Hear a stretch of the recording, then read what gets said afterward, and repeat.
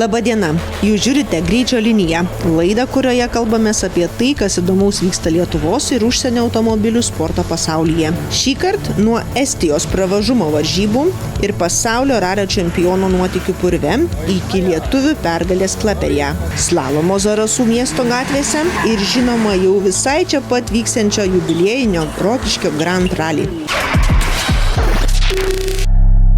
Praėjusį savaitgalį Estijoje vyko pravažumo varžybos Klaipėdoje 2026.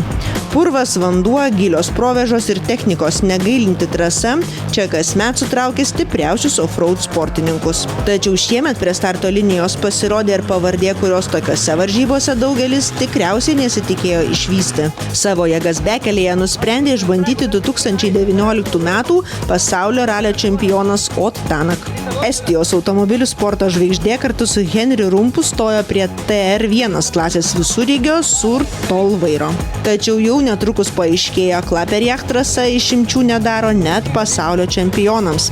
Vienoje sudėtingų trasos vietų Tänako vairuojamas visureigis atsidūrė ant šono.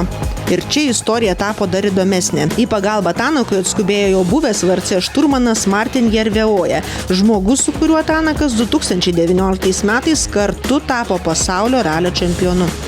Tik šįkart jų bendras darbas vyko ne pasaulio ralio čempionato greičio ruože, o purvinoje Estijos bekelėje. Nuotykio Estijos žvaigždei netrūko ir toliau. Ekipažas trasoje prarado 2 padangas, tačiau pasitraukti neketino. Tänakas ir Rumpas pasiekė finišą ir savo pirmąją Klaipėdoje užbaigė 5-oje TR1 klasės vietoje. Taigi net ir pasaulio ralio čempionas savo kailiu galėjo pajusti, bekelėje vien greičio tikrai neužtenka. Čia reikia ne tik automobilio valdymo įgūdžių, bet ir tinkamai pasirinkti trajektoriją, saugoti techniką ir kartais tiesiog žinoti, kur geriau nevažiuoti.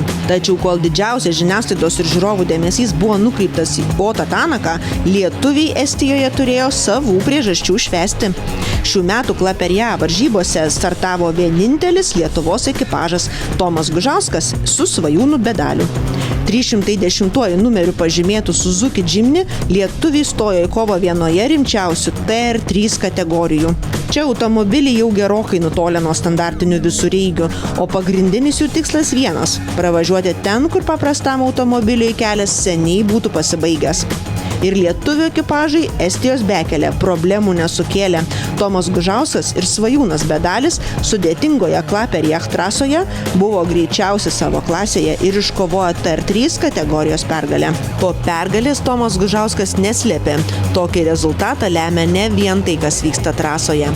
Pasiruošimas nuolatinis, nes kai sezone yra daugiau nei 15 varžybų, tu turi būti visada pasiruošęs. Mechaniko dėka viskas pavyksta labai gerai. Nuotaikos prieš varžybas buvo geros, tikėjomės gerų rezultatų ir pasitikėjome savo jėgomis. Šios varžybos tarp lenktynininkų vadinamos prestižinėmis. Prieš metus ten pirmą kartą startavome ir finišavome 3. Buvome pirmasis Lietuvos ekipažas, užėmęs prizinę vietą. Tad šių metų laimėjimas buvo nelengvas. Pirmas ratas buvo sunkus, bet konkurentai turėjo reikalų. Todėl paskutinėme rate aplenkėme visus ir finišas buvo saldus. Ir tas finišas Estijoje šįkart buvo saldus ne tik dėl pergalės. Saldumas ir dar vienas rimtas signalas varžovams. Lietuvos ekipažas čia atvyko ne dėl statistikos, atvyko laimėti.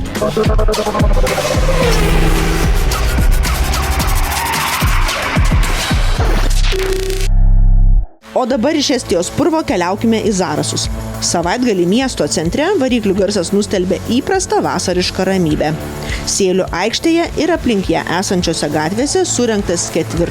2026 metų Lietuvos automobilių slalomo čempionato etapas. Zarasai šias varžybas priėmė jau 3 metus iš eilės, o etapas čia išsiskiria tuo, kad sportininkai dėl čempionato taškų kovoja praktiškai pačioje miesto širdyje. Dar prieš varžybas organizatoriai buvo sulaukę net 76 dalyvių paraiškų.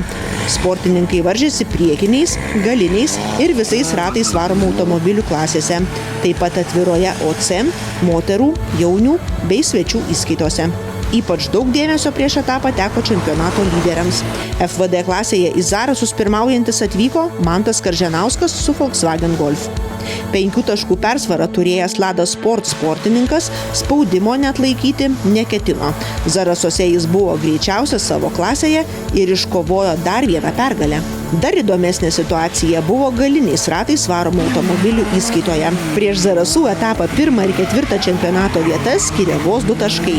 Tai reiškia, kad kiekvienas važiavimas galėjo gerokai pakeisti bendrą sezono rikiuotę. Lyderio poziciją gynęs Edvinas Sabalys su Subaru BRZ užduotį atliko maksimaliai. RVD klasėje jis iškovojo 1 vietą. Tačiau vienos pergalės Edvinui Sabaliui tądien neužteko. Ir su tuo pačiu Subaru BRZ jis stojo į kovą ir atviroje OC klasėje taip pat buvo greičiausias. AVD klasėje prieš etapą ryškus čempionato lyderis buvo Lada Sport atstovas Aivaras Valentinavičius, vairuojantis Toyota GR Yaris. Zarasų trasoje visais ratais varomiems automobiliams taip pat netrūko iššūkių. Greitas atkarpas keitė techninės vietos, kuriuose reikėjo idealiai pataikyti tarp kūgelių ir kartu neprarasti tempo. Intrigos netrūko ir moterų bei jaunių įskaitose. Prieš Zarasus moterų čempionate Sanda Dvyltytė ir Greta Šaduikytė skiria vos 3 taškai. O jaunių klasėje Majus Braškys į etapą atvyko laimėjęs visas pirmasis 3 sezono varžybas. Artėjant paskutiniams sezono etapams kiekvienas prarastas taškas tampa vis svarbesnis. Zarasų etapas dar kartą parodė ir vieną didžiausių slalomų privalumų. Norint pamatyti atkaklią automobilių sporto kovą, nebūtinai reikia uždaros lenktynių trasos. Šį kartą etapo Zarasų miesto gatvės, kuriuose skirtumas tarp sportininkų matavo sekundės, dešimtosios, o kartais ir dar mažesnės jų dalys. Sugalvojau laisvą savaitgalį atvažiuoti pasižiūrėti, kaip šiais laikais slalomai vyksta. Daug metų labai nevažiavau ir kažkaip galvoju, reikia pabandyti. Paprašiau Sustenos Dačiją, kad duotų. Gavau Dačiją Sandero ir pabandžiau pravažiuoti. Trasa labai sudėtinga buvo. Nevykdymus padariau. Tik vieną vykdymą iš 4, nežinau, nusivylu savim. Aš nebuvau kitose etapuose, tai nežinau, bet kai aš važiuodavau slalomus, tai būdavo tiesiog aikšteliai, būdavo arba paraleliniai, arba 2 trasos, tai visas procesas vykdavo gerokai greičiau. Ir trasos būdavo gal trumpesnės, ne tokios ilgos. Tai būdavo išmoksti vieną trasą, išmoksti kitą trasą ir pravažiuoji. Čia tikrai buvo sudėtinga trasa ir aišku daug didesni greičiai negu kad uždaroji mažoji aikštelė. Čia vis dėlto mieste yra galimybė važiuoti greičiau ir tą trasą išdėstyti kitaip. Po 4 etapo Lietuvos automobilių slalomo čempionatas oficialiai persirito į 2 sezono pusę. O tai reiškia vieną. Nuo šiol kiekviena klaida kainuos dar brangiau. Nes kova vyksta ne tik dėl atskiro etapo taurių, bet ir dėl 2026 metų Lietuvos čempiono vardų.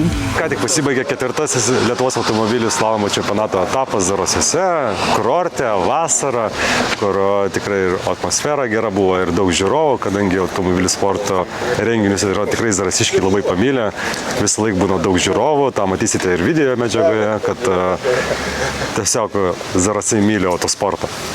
Tai šita trasa kiek neįprasta, nes turbūt yra ilgiausia iš slalomo disciplinos trasų. Jis yra sudėtinga, su daugybė skirtingų slalomo elementų, kur nėra tam tikrų vienodų sekcijų, kur yra gyvatėlių ir vartų. Tai dalyjom tikrai pagal rezultatus matoma, kad buvo techniška sudėtinga trasa, lėta, klasikinio slalomo. Tai, bet praėjo varžybos tikrai sklandžiai, nebuvo jokių stabdymų. Tai malonu, kad į savo gimtąjį miestą jau 3 metus iš eilės, savo gimtąjį mieste 3 metus iš eilės jau vyksta Lietuvos automobilių slalomo čempionato etapas.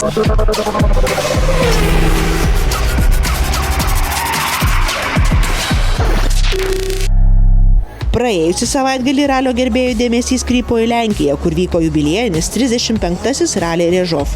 Lenkijos ralio čempionato bei FIA European Rally Trophy kalendorijoje esančios varžybos šiemet padovanojo ir istorinę pergalę. Greičiausias Rėžovo apylinkių keliuose buvo vos 19 Adrianas Režnikas su šturmanu Kamilu Kozdronu ir Škoda Fabia RS Rally 2. Jaunasis lenkas lyderio poziciją užėmė jau po pirmojo greičio ruožo ir jos netidavė iki pat finišo. Iš 10 įvykusių greičio ruožų Režnikas laimėjo 5 ir tapo jauniausiu Rally Režov nugalėtoju per visą šių varžybų istoriją. Tačiau ši pergalė Režnikų šeimai turi ir dar vieną ypatingą reikšmę. Beveik prieš 12 metų tas pačias varžybas laimėjęs buvo Adriano tėvas Maciejus Režnikas. Taigi po 12 metų viena garsiausių Režovo ralio pergalių vėl sugrįžo į tą pačią šeimą. Antrąją vietą užėmė gerokai daugiau patirties sukaupęs Gregoras Gržybas. Jis nugalėtojui pralaimėjo minutę ir daugiau nei 14 sekundžių. Po dėl paskutinės podimo vietos kova buvo gerokai atkaklesnė. Jaroslavas ir Marcinas Žėjos nuo Gžybo finiše atsiliko daugiau nei 1 sekundės ir ralį baigė treti. Tačiau šį kartą Rally Režov Lietuvos ralio gerbėjams įdomus ne vien dėl rezultatų. Vos tik nutilus varikliams Lenkijoje, FIA European Rally Trophy dalyvių laukia kita stotelė. Ir ji Lietuvoje. Jau rugpjūčio 13-15 dienomis visas ralio pasaulio dėmesys mūsų šalyje kryps į Rokiškį, kur vyks jubiliejinis 10. Rokiškis Grand Rally. Tai bus kitas FIA European Rally Trophy kalendoriaus etapas, o kartu ir Rokiškis šiemet įtrauktas į tarptautinės Tour European Rally serijos kalendorių. Rokiškio ir aplinkinių rajonų žvyrkeliai sportininkų laukia apie 134 sportinius kilometrus. Varžybos prasidės penktadienį rugpjūčio 14 rytiniu shakedownų bei kvalifikacinių greičio ruožų. Po pietų Rokiškio centre sportininkai stos prie oficialios ralio starto arkos.